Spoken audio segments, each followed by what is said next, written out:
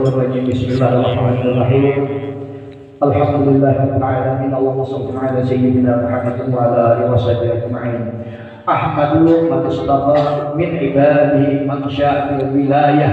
Yani aku memuji akan Allah Subhanahu wa taala yang telah memberinya dari segala hambanya akan orang yang dikehendakinya dengan dijadikannya sebagai wali Allah. Wa khasasahu bihamli asrarihi, yakni menentukan ia akan untuk membawa akan segala rahasianya. Wa jazabahu minhu ilaihi bisa bil inayah, yakni dan ia menghimpunkan akan daripadanya kepadanya dengan sebab terdahulu pertolongannya. Wa ashkuruhu an man alaina bil imani bima ja'at bihil anbiya wal awliya min asrarihi rabbaniyah. Yani aku bersyukur kepada Allah Subhanahu wa taala bahwa ia mengurniai atas kami dengan mengimani barang yang mendatangkan dengan ia oleh para nabi Allah dan segala waliullah daripada segala rahasianya yang bangsa ketuhanan. Wa wafaqna min tabaati sunnatihima bahiyat saniyah, yakni dan ia telah menolong kami untuk mengikuti akan jalan semua mereka itu, yakni terang lagi mulia. Wa usallimu ala man sajadahu man sajadalahul mulku wa huwa fi zahiri abihi suri, yakni dan aku memohonkan rahmat dan sejahtera atas penghulu kita Nabi Muhammad SAW, yakni sujud kepadanya segala malaikat sedangkan ia masih terkandung di dalam tulang belulang ayahnya yang zahir, yaitu Nabi Adam alaihissalam.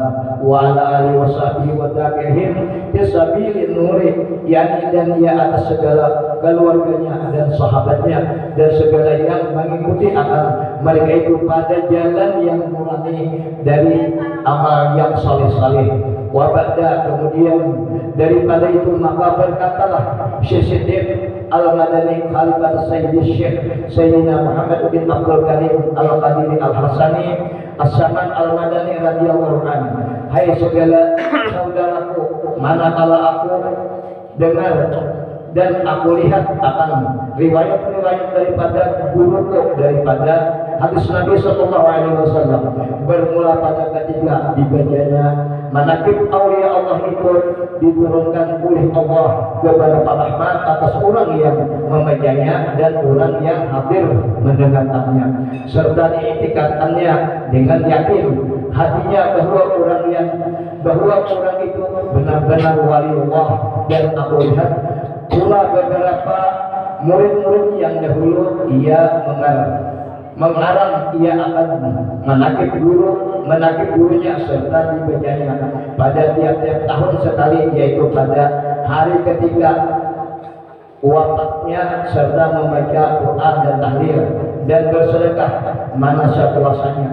Tetapi hendaklah bersama-sama dengan orang banyak. Maka terkala aku dengar yang demikian itu, yakni riwayat yang tersebut itu, maka sukalah hatinya mengerjakan seperti yang dimuliakan itu atas daripada penghulu beberapa itu, serta aku himpunkan akan setengah keramat guruku, yaitu Sayyidina Muhammad As-Saman radhiyallahu anhu ala syariah wa tariqah wal haqiqah, yaitu untuk di dalam negeri Madinatul Rasul. Barang siapa berkehendak ziarah akan kuburan Rasulullah SAW pada hal dia minta izin kepadanya, niscaya adalah ziarah yaitu sia-sia. pada waktu beliau masih hidup. Jikalau syekh pada zahirnya sah, ada zahirnya sekalipun, dan adalah tabiat radhiyallahu anhu itu kasih sayang kepada orang yang talibul ilmi, dan kepada orang yang alim-alim, dan orang yang saleh-saleh, dan kepada segala orang fakir dan miskin, dan lagi pula suka ia berkhidmat kepada segala orang yang datang ziarah dari kubur Rasulullah SAW, daripada orang yang alim-alim dan orang yang saleh-saleh, dan daripada segala orang awam atau orang khawas. Dan adalah tabiat radhiyallahu anhu itu ketika masih kecil hingga sampai hati mursyidnya.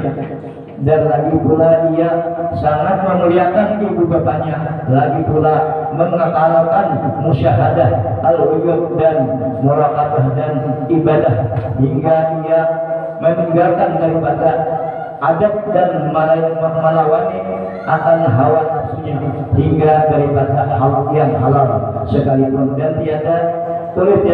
Dan tiadalah tidur daripada ketika malam hari, melainkan sedikit jua pun. Dan apabila diberi bantal oleh orang tuanya ketika ia hendak tidur, maka kalau kesahlah seperti orang sakit.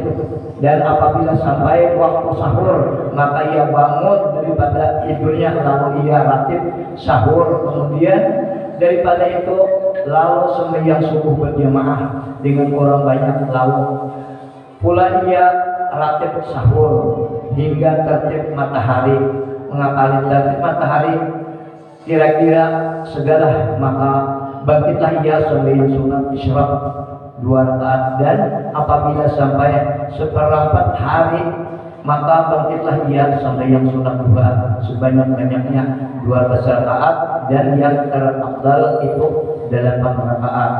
Dan lagi pula ia radhiyallahu anhu membanyakkan puasa sunat, dan membanyakkan riyadhah, dan menjauhi daripada lazatnya dunia, hingga daripada yang halal sekalipun. Maka segala yang tersebut itu adalah halnya di masa kecil, yakni sebelum balik. Pada masa itu ia disuruh oleh orang tuanya masuk ke dalam siwan, yakni tempat makan makanan, karena dia hendak diberi makan oleh orang tuanya. Manakala selesai ia diberi makan, dilihat oleh orang tuanya tempat ia makan seolah-olah tiada dimakan. Kemudian ia daripada itu pergilah orang tuanya tersebut kepada gurunya membaca Al-Quran waktu kecil, lalu dikhabarkan oleh orang tuanya daripada hal ihwal anak tersebut. Maka dijawab oleh gurunya, jangan engkau takut akan anak kamu itu, tiada syak dan ragu lagi bahwasanya adalah waliullah, dan tiada khilaf lagi antara segala alim-alim. Dan apabila radhiyallahu anhu melihat akan orang tuanya, maka memakai pakaian yang indah-indah atau memakai pakaian yang ditegah oleh hukum syara, maka dikatakannya orang tuanya, wahai orang tuaku, tiadalah suka Tuhan akan kepada orang yang bersuka-suka di dalam dunia ini. Demikianlah hal ihwal masa kecilnya, yakni sebelum balignya.